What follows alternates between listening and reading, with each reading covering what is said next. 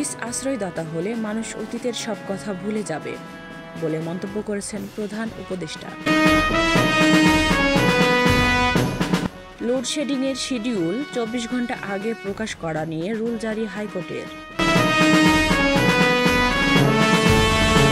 আবারও পেছালো পিলখানা হত্যাকাণ্ডের 239 জনের জামিন, 10 এপ্রিল পুনরায় শুনানি। ওআইসিভুক্ত দেশগুলোর মিশন প্রধানদের সঙ্গে বৈঠক নির্বাচন কমিশনের।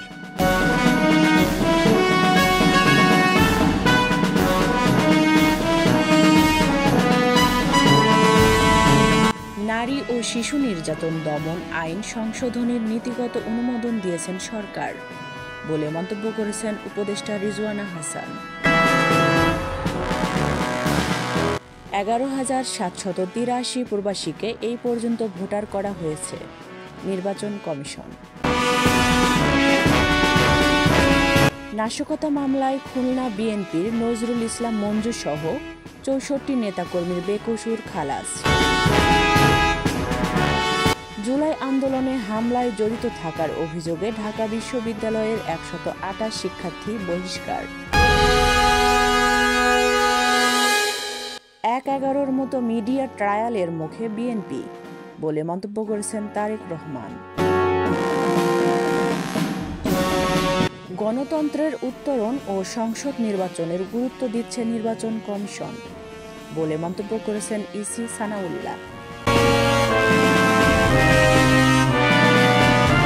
জালেমদের বিচার নিশ্চিত করতে হবে বলে মন্তব্য করেছেন জামাতে আমির ডক্টর শফিকুর রহমান।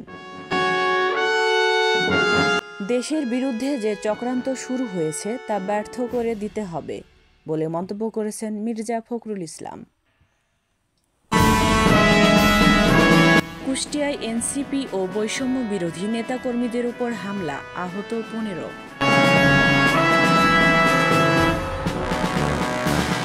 সাবেক প্রতিমন্ত্রী স্বপন ভট্টাচার্য দম্পতির দেশ ত্যাগে নিষেধাজ্ঞা করেছে যশোর আদালত।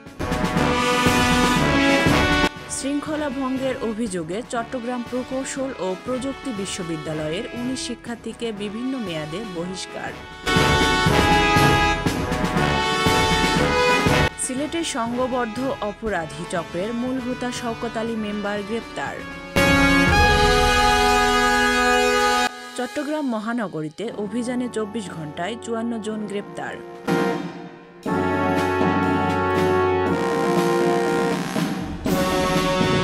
মানুষের কল্যাণে কাজ করুন, উপদেষ্টাদের উদ্দেশ্যে রিজভী।